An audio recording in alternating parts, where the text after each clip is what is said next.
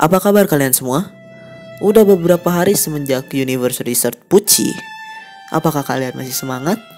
Semoga masih semangat dan masih baik-baik saja ya. Karena kali ini kita akan masuk ke cerita dari Steel Ball Run. Iya, JoJo part 7. Saya nggak bisa bikin satu part jujur, karena kemarin aja 30 menit itu segitu doang.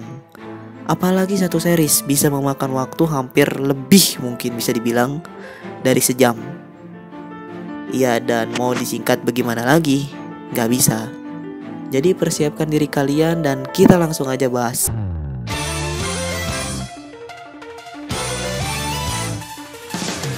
Universe ini akan berbeda dari 6 part sebelumnya. Jadi tidak ada sangkut pautnya lagi. Ini adalah cerita baru tentang Johnny Joestar, sang joki kuda yang akan melawan Presiden Amerika Serikat. Jadi bagi kalian yang sedang baca atau ingin memutuskan baca tanpa ada gangguan, kalian bisa tutup video ini karena ini sangat mengandung spoiler. Dan mohon maaf kalau kalian melihat ads atau iklan, kalian bisa skip aja.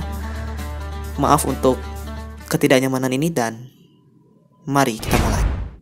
Cerita ini dimulai pada zaman dahulu kala. Dulu, hiduplah suku asli Amerika.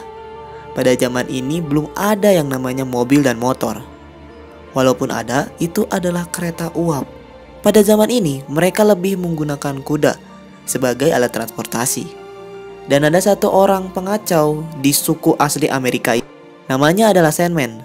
Dia adalah satu-satunya orang yang open-minded di sukunya.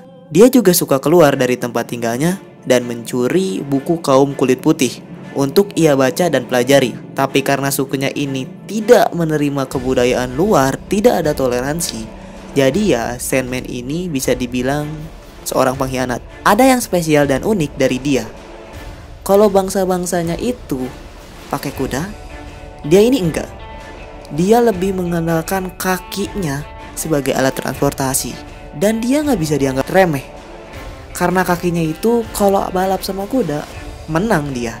Tapi sayang, dia itu terluka karena terkena tendangan dari kuda teman-teman sekaumnya yang tidak terima karena dia terlalu membawa budaya luar. Dan tanpa ia sadari, ia mendapatkan sebuah stand yang masih kita belum tahu siapa namanya. Bang, kenapa Sandman tiba-tiba bisa dapat stand padahal nggak ada panah atau mayat Yesus? Opini saya berkata, Sandman itu melewati Devil Palm tanpa ia sadari dan survive, makanya dapat stand. Setelah itu Sandman menghilang, lalu bertemu dengan tetehnya di suatu tempat. Di situ ia digaplok dan disuruh untuk minta maaf ke kepala suku agar tidak dieksekusi. Tapi nampaknya Sandman tidak mau. Ia sudah enak dengan peraturan sukunya dan udah berbeda pandangan aja dengan tetehnya. Jadi ia memutuskan untuk pergi sendiri, berpisah dari sukunya dan juga tetehnya. Ia bilang ia akan mengikuti perlombaan SBR, di mana hadiahnya itu uang sebesar 50 juta dolar. Dia ingin membelikan tanah untuk sukunya. Di sisi lain, nampak banyak sekali peserta yang akan mengikuti lomba Steel Ball Run. Dan Tuan Steel ini bilang, lomba ini akan diadakan pada 25 September 1890 jam 8 di pantai San Diego. Dan jaraknya itu sekitar 6.000 km. Dan akan ada juga joki-joki kuda yang ikut serta dalam Steel Ball Run. Ada Mountain Team. Dia itu selain cowboy, juga bounty hunter. Lalu ada Mr. Yes, I Am. Siapa lagi kalau bukan Afdol? Jadi, sedikit informasi untuk kalian, di part 7 ini ada beberapa karakter yang bereinkarnasi lagi, atau bisa dibilang menjadi sumber referensinya. Contohnya itu adalah Urmud Afdol. Walaupun bukan Muhammad Afdol lagi, tapi ia adalah another Afdol. Tapi sayang dia itu nggak punya stand. Lalu ada Dothan. Dan yang terakhir ada juga Dio. Orang-orang sangat sibuk memperhatikan para jagoan-jagoan ini. Mereka tidak memperhatikan ada satu orang lagi yang membawa steel ball sedang registrasi untuk mengikuti lomba SBR. Ia bernama Jairo Zeppeli, pria yang memiliki gigi emas dan berambut panjang. Ketika steel ballnya ini dipegang oleh orang, ia tidak akan segan-segan untuk menampol orang tersebut karena itu barang yang sangat sakral. Selain Jairo, ada juga seorang joki kuda yang sedang memandang langit yang biru. Hingga ada petani lewat dan nanyain, "Kamu lagi ngapain sih?" Nah, penjoki ini ngejelasin bahwa ia lagi apes karena kalah judi. Lalu sedang menanyakan ke Dewi Fortunanya. Dan petani ini bilang, "Lebih baik kamu nyari kerja aja deh." Dan di hutan katanya ada yang lagi buka lowongan kerja. Si joki males. Dan dia gak sengaja ngelihat koran yang ia tindih dan tertarik untuk mengikutinya. Kita kembali ke Jairo. Ia kesel nih karena orang yang tadi ia tampol ini belum jerak ternyata. Ia langsung melemparkan steel ballnya ke arah orang itu dan seketika muncul gelombang spin di tangan orang itu, membuat tangan orang itu memutarkan senjata yang ia todong ke Jairo menghadap ke arahnya sendiri. Dan duar, dia meninggal karena tembakannya sendiri. Sungguh kekuatan yang misterius. Setelah beberapa saat, ada pria di kursi roda yang melihat kejadian itu. Ia tertarik dengan spin dari steel ball Jairo dan mencoba untuk melihatnya dari dekat. Nama pria di kursi roda itu adalah karakter utama kita, yaitu Johnny Joestar. Dia adalah seorang joki muda yang sangat jenius. Berbagai perlombaan ia menangkan dan ia menjadi tenar. Dia biasa dipanggil Joe atau Jojo. Dia bisa dapat semua yang ia mau termasuk wanita. Jadi sedikit informasi aja. Masih ada yang bertanya bahwa part 7 ini lanjutan atau dunia yang tercipta akibat riset universe Pucci. Jawabannya itu adalah enggak. Jadi ini adalah series JoJo yang baru yang dimulai lagi oleh Araki dengan tentunya referensi-referensi dari JoJo sebelumnya. Johnny ini referensinya ke Jonathan karena nama lahirnya itu adalah Jonathan, tapi sekarang jadi Johnny. Kita lanjut ke ceritanya, ke masa yang sekarang. Ada satu kejadian nih yang membuat Johnny menjadi seperti sekarang. Hari itu, ia dan pacarnya ingin menonton drama film, tetapi banyak sekali antriannya. Pacarnya Johnny ini memang bebal, menyuruh dia untuk menggunakan ketenarannya untuk merebut antrian drama itu. Ada satu orang yang marah karena ia mengantri dari semalam. Coba kalian bayangkan, kalian ngantri malam-malam diserobot begitu aja sama orang. Tapi Johnny ini karena arogan dan bego juga sih, bucin juga sih, ia menyuruh penjaga untuk melempar orang itu ke belakang dengan uang. Tapi tanpa diketahui oleh Johnny, si orang itu tuh bawa pistol dan duar.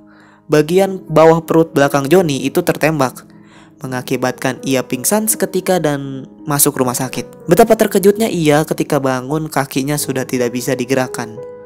Udah matenarnya hilang, ceweknya matre, dicekokin koran. Sungguh malangnya dirimu Johnny. Johnny mencoba untuk memegang steel ball dari Jairo dan sesaat dia merasa bisa berdiri tegak dengan kakinya sendiri. Dia kaget dan langsung saja meminta pencerahan dari Jairo. Tapi sayangnya tangannya malah nancep di genteng karena spin dari Jairo. Johnny hampir putus asa. Ia tidak bisa mendapatkan perhatian dari Jairo. Dan Jairo juga tidak mau menolongnya karena ia tidak akan bisa menunggangi kuda lagi. Tapi di situ Jairo melihat usaha dari Johnny yang sangat berusaha untuk naik kuda lagi. Ia merasa tertarik dan memberikan suatu pencerahan. Kuda lama memang bagus karena mereka itu lebih berpengalaman dan tidak mementingkan kekuatan saja. Harusnya kau sudah tahu kan apa yang harus dilakukan? Nyoho. Akhirnya Johnny berhasil menunggangi kuda lagi. Di menit terakhir pertandingan dimulai. Ia memanfaatkan itu pada saat kudanya akan menjilat mukanya. Ia berputar dan akhirnya bisa duduk. Ia pun tersadar yang ia lakukan adalah awal dari teknik spin. Dan akhirnya kuda itu ia beri nama Slow Dancer. Pertandingan pun dimulai. Dan Jairo pada saat itu juga sudah melesat di posisi pertama. Melihat itu, Johnny tidak mau kalah. Walaupun tidak bisa berjalan, nalurinya sebagai penjoki jenius tidaklah hilang. Tapi kini di belakang Jairo itu sudah ada Dio. Dan ketika mereka sedang adu kecepatan, mereka tersusul oleh Afdol yang hanya memakai unta. Jairo yang mulai tersusul mulai jail tangannya dan menggunakan kekuatan spinnya. Lalu dia menembakkannya ke batang pohon, membuat Afdol yang berada di depan malah oleng dan akhirnya jatuh ke tumpukan kaktus dan akhirnya tepar. Pertandingan berlanjut. Pertandingan pun berlanjut sangat sengit. Dio memanfaatkan waktunya untuk menyusul Jairo dan berada di posisi terdepan. Tapi Jairo tidak mengizinkannya sama sekali. Ia lalu menggunakan steel ball-nya untuk memperkuat dan mempercepat pijakan kaki dari kudanya Jairo tersendiri, yaitu Valkyrie, menyebabkan jembatan yang sedang ia lewati dengan Dio ini runtuh dan menghambat semua penjoki kecuali Jairo yang sudah melesat ke depan duluan. Di sisi lain, kita kedatangan tamu, yaitu Poco Loco. Poco Loco ini diprediksi akan selalu beruntung. Dan memang di jalan menuju perlombaan SBR ini, dia itu hoki banget. Tapi ia tidak sendiri ternyata. Ia diikuti oleh Sandman. Hingga mereka berdua ini bisa menyusul peserta yang lain. Jairo yang sudah di depan kini memutuskan untuk masuk area hutan. Karena dengan memasuki area hutan, ia bisa memotong jalan dan mempersingkatnya. Jairo dengan mudah melesat melewati hutan diikuti Johnny dan juga Poco Loco serta peserta yang lain. Terjadi susul-menyusul yang sangat sengit antara Poco Loco dan juga Johnny. Setelah beberapa saat, Johnny loncat dan menginjak batang pohon untuk menghentikan pergerakan dari Poco Loco. Awalnya rencananya sukses, tapi ternyata Poco Loco ini bisa selamat berkat kakinya yang masih terganjal di kudanya. Jairo yang melihat itu kaget dan segera menggunakan steel ball-nya untuk membuat Poco Loco jatuh. Tapi tidak berhasil lagi. Ia melihat sesuatu yang aneh yang dapat berbicara dengannya. Ternyata itu adalah stand milik Poco Loco. Standnya itu bernama Heia. Heia ini memiliki kekuatan yang tidak kuat, tetapi sangat membantu. Ia bisa memberitahu tentang hoki atau keberuntungan, sama seperti Dragon's Dream. Dan Heia ini bisa ngomong. Poco Loco akhirnya bisa berada di posisi depan karena tiba-tiba Jairo ini memperlambat kudanya tanpa peringatan apapun. Ia merasa senang awalnya karena ternyata Jairo sudah tahu sesuatu. Jadi jika kita sedang menuruni bukit menggunakan kuda, itu tidak bisa ngebut karena kontur tanahnya yang berbeda, makanya harus pelan-pelan. Jairo tersenyum karena Poco Loco akan terjatuh dari kudanya nih. Tapi sayang ternyata ketika hendak jatuh ada sebuah mayat sapi. Jairo yang geram lalu segera mengambil steel ball-nya dan melemparkan ke batu untuk menghentikan Poco Loco. Tapi keberuntungan selalu memihak Poco Loco, tidak henti-hentinya. Batu itu tidak hancur melainkan menjadi pijakan untuk Sandman, yang mengakibatkan steel ball ini memantul kembali ke Jairo. Kedudukan kini berubah. Kini yang berada paling depan adalah Sandman. Ia parkur dari satu batu ke batu yang lain dengan sangat mudah. Orang-orang terkejut dan tidak percaya melihat Sandman. Kakinya tidak patah dan tidak hancur ketika lari di keadaan yang seperti ini. Malah lebih cepat dari kuda. Mr. Steel menyadari sesuatu ternyata. Ia tahu bagaimana cara Sandman untuk berlari seperti itu. Ia tidak lari menampakkan semua kakinya. Ia lari dengan menginjakkan jari kakinya saja. Makanya ia bisa lari 40 km per jam. Kini sudah terlihat garis finish untuk babak awal. Bisa kita lihat yang pertama adalah Sandman, diikuti Poco Loco, Jairo, lalu Johnny dan juga Dio. Tetapi saat akan mencapai garis finish, tiba-tiba Poco Loco ini beruntung kembali dia. Ia tergelincir. Tapi berkat itu ia mampu menyusul Jairo dan juga Sandman. Kini ia pertama dan sudah merasa menang. Jairo yang melihat itu tidak tinggal diam. Ia melihat ke arah Johnny dan bilang, "Johnny Joestar, aku terkejut kamu bisa menyusulku sampai saat ini. Pernah mengendarai kapal laut?" "Aku sih udah pernah." Ternyata Jairo menggunakan cara kerja kapal laut dengan bantuan steel ball-nya. Ia menggunakan kekuatan angin untuk mendorongnya ke depan. Dan ia pun tiba di garis finish pertama, memenangkan babak pertama. Dengan posisi kedua oleh Sandman dan ketiga oleh Poco Loco. Tapi sayang, ternyata Jairo ini terkena penalti karena mengganggu Sandman dan akan ditempatkan di posisi ke-20. Jadi otomatis juara keduanya ini akan menjadi juara pertama. Jairo pun kesal. Ia menggunakan steel ball-nya untuk melampiaskan amarahnya kepada Mr. Steel. Sesudah itu ia pergi dengan Johnny. Jairo akhirnya menunjukkan kepada Johnny tentang spin. Ini adalah pelajaran kedua dari spin, yaitu untuk menggerakkan otot. Karena yang pertama itu adalah naik kuda. Kali ini Jairo bilang Jika kamu menekan pergelangan tanganmu dengan kuat, nanti otot akan tahu caranya menekuk. Dan dari situ ia bisa memanfaatkan barang untuk menjadi media perputaran. Setelah itu Johnny berusaha untuk melakukannya dan berhasil menggerakkan otot kuda tersebut. Jadi Johnny bisa turun tanpa harus susah-susah. Cerita berlanjut dengan Mr. Steele yang pulang beserta istri dan mengawalnya. Di jalan, mereka kaget karena menemui satu orang joki yang dibunuh secara sadis. Mr. Steele pun merasa takut karena pasti si pembunuhnya ini adalah salah satu dari peserta Steel Ball Run. Tetapi ia memutuskan untuk melanjutkan pertandingan ini ke tahap selanjutnya. Lalu tanpa adanya angin dan hujan, tiba-tiba di belakang istri dari Mr. Steele ini muncul seorang bounty hunter, yaitu Mountain Team. Ia diminta bantuan untuk menemukan siapa pembunuh dari insiden kali ini. Akhirnya pertandingan pun berlanjut. Di babak kedua ini, para peserta lomba SBR diharuskan untuk melewati gurun Arizona dan sampai di Monument Valley. Dan Jairo berkata, dulu ketika gurun Arizona ini masih bagian dari Amerika Serikat, ada sekelompok pasukan yang meninggal karena mereka dehidrasi dan mati kena cahaya matahari. Pertandingan pun dimulai diiringi oleh Jairo yang melesat langsung ke depan. Tapi anehnya bukan posisi pertama yang ia cari, melainkan jalan pintas lagi, diikuti oleh Johnny juga Mrs. Robinson. Musuh kedua mereka setelah Pokoloko. Dari beberapa series JoJo, disinilah kita bisa bertemu musuh JoJo yang tidak memiliki stand. Ia adalah Mrs. Robinson,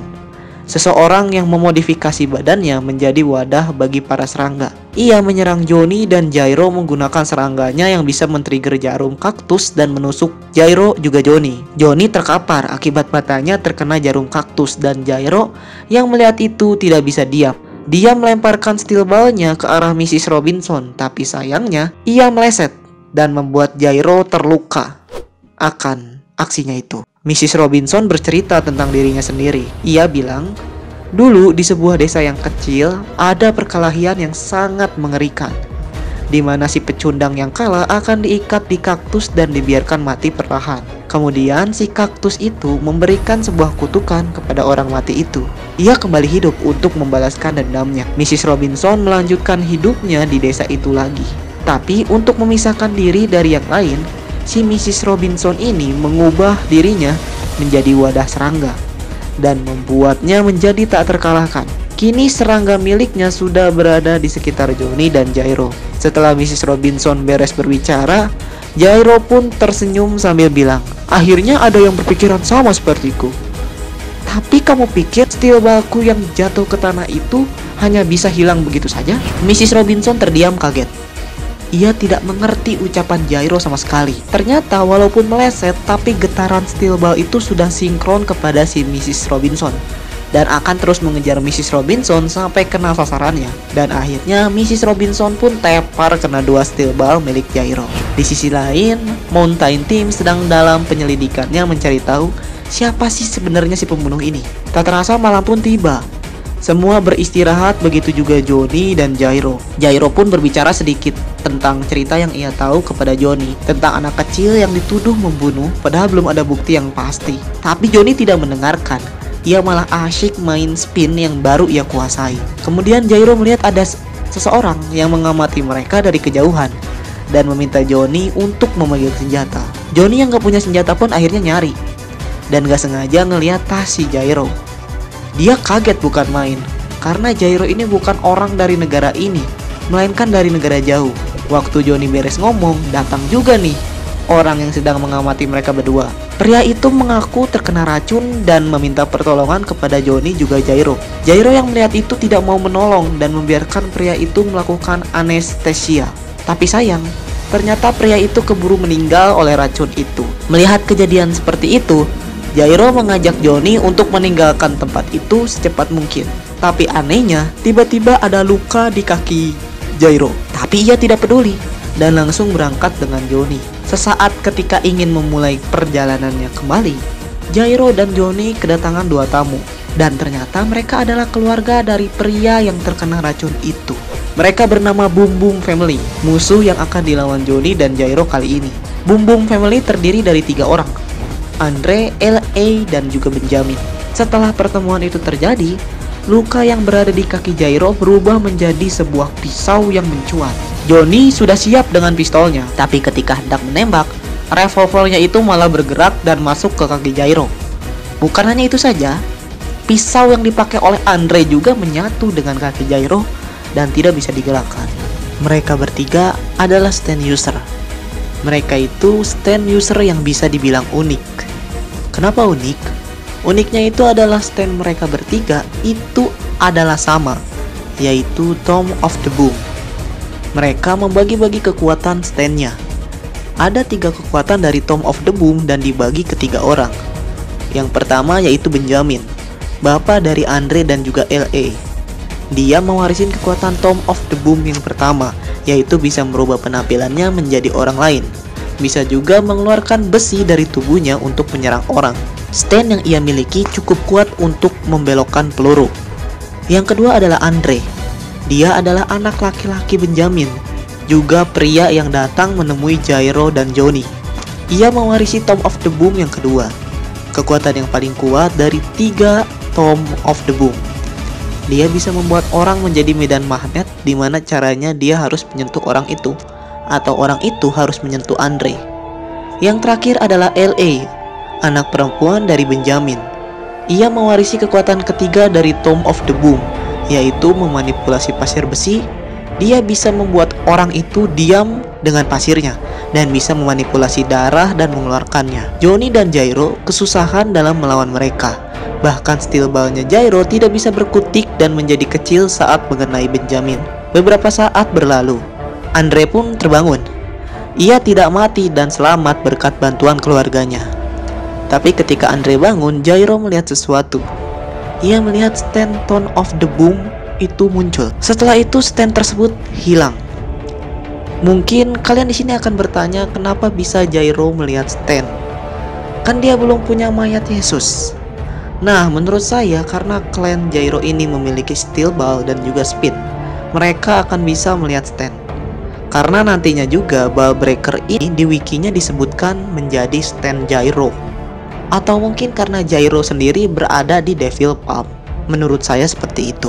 Akhirnya Jairo dan Johnny bisa kabur karena Jairo berhasil membuat perut si Andre bolong. Jadi Boom Boom Family tidak bisa mengejar. Benjamin yang kesal memiliki ide.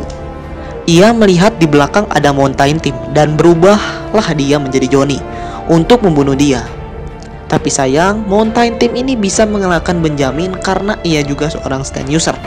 Standnya itu bernama Oh Lonesome Me.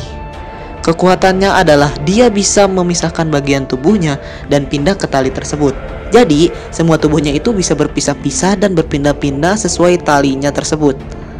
Setelah mengetahui hal tersebut, Mountain Team itu segera bergegas menyusul Johnny dan juga Jairo untuk menangkap mereka. Selain mereka kejar-kejaran, ternyata Boom Boom Family juga menyerang dari kejauhan dan menjatuhkan Johnny ke tanah. Mereka terjatuh di sebuah tempat yang aneh dengan tebing yang juga seram. Tapi melihat situasi ini, Mountain Team akhirnya menolong Johnny juga Jairo. Nah, dulu di tahun 1875 ada pasukan yang meninggal karena dehidrasi kan. Saya sudah menceritakannya di awal. Dan Mountain Team lah yang berada di pasukan itu. Dulu ia masih berusia 16 tahun. Pasukan Mountain Team ini dibilang mereka melewati tebing terkutuk bernama Devil Palm. Tapi karena mereka nggak tahu jalan dan kompas pun tak jalan, perlahan tapi pasti satu persatu dari mereka meninggal. Dan sisanya hanyalah Mountain Team. Ketika ia sekarat, ia menyatu dengan tali-talinya dan dari tali itu ia menyerap air dan hidup kembali. Itulah asal muasal kenapa Mountain Team mendapatkan standnya. Devil Palm adalah satu dari 2 cara untuk mendapatkan stand di part 7. Devil Palm adalah area di mana dulunya adalah tempat meteor jatuh dari luar bumi. Dimana kalau kita ingat di part 5 itu dijelasin panah atau arrow yang digunakan untuk mendapatkan stand ini berasal dari meteor.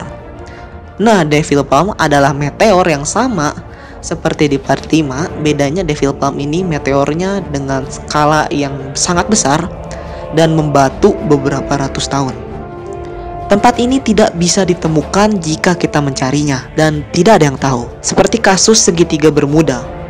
Biasanya yang masuk itu tidak sengaja, dan ketika sudah masuk, orang itu akan mendapatkan kekuatan stand. Tapi jika yang udah punya stand ya udah, tergantung dengan sifat si orang itu. Sesudah Mountain Team menjelaskan Devil Palm ke Johnny dan Jairo, mereka sudah disambut Boom Boom Family dan diserang abis-abisan. Semuanya sudah terdesak dan yang satu-satunya masih bisa menyerang adalah Johnny. Jairo menyuruh Johnny untuk menggunakan spin dengan tangannya dan menembakkan peluru ke arah Boom Boom Family. Tapi sesuatu terjadi. Tiba-tiba kuku Johnny berputar sangat cepat seperti gergaji mesin dan memotong kaki Benjamin. Ternyata Johnny mendapatkan stand dari tempat yang mereka bertiga tadi lewati. Itu sebenarnya adalah Devil Palm, dan menjelaskan kenapa Jairo juga bisa melihat stand. Setelah berhasil membelah Benjamin, mereka bertiga kabur meninggalkan Boom Boom Family. Di jalan, Johnny mulai bertanya akan suatu hal mengenai Jairo, dan terpaksa Jairo menceritakan kisah hidupnya ini. Jairo Zeppelin lahir di keluarga yang sangat bercukupan di sebuah negeri, dan keluarganya ini melayani raja negeri tersebut. Klan Zeppeli ini awalnya berada di part 1, yaitu Will Antonio Zeppeli ke Caesar Antonio Zeppeli, dan sekarang ada lagi di part 7 sebagai Jairo Zeppeli. Ia nama lahirnya adalah Julius Caesar Zeppeli. Ia referensinya mengacu ke Caesar dan bisa dibilang dia reinkarnasinya. Keluarga Zeppeli di part 7 ini memiliki kekuatan yang unik, yaitu spin. Dengan media steel bahwa mereka bisa menggunakan spin dengan baik. Hingga akhirnya Jairo ini tumbuh menjadi remaja berumur 13 tahun. Dan sesuai peraturan di keluarganya, ia dibawa ke suatu tempat. Dan tempat itu adalah tempat kerja keluarga Zeppeli. Betapa terkejutnya Jairo melihat keluarganya itu kerjanya adalah menjadi seorang eksekutor, membunuh orang yang belum tentu bersalah. Mau tidak mau Jairo harus melakukannya karena itu adalah kewajiban keluarga mereka. Semua berjalan lancar sampai suatu ketika Jairo ini harus mengeksekusi anak kecil. Dan anak kecil itu tidak bersalah. Ia akhirnya pergi dari negerinya untuk mendapatkan amnesti dari rajanya untuk melepaskan si anak ini.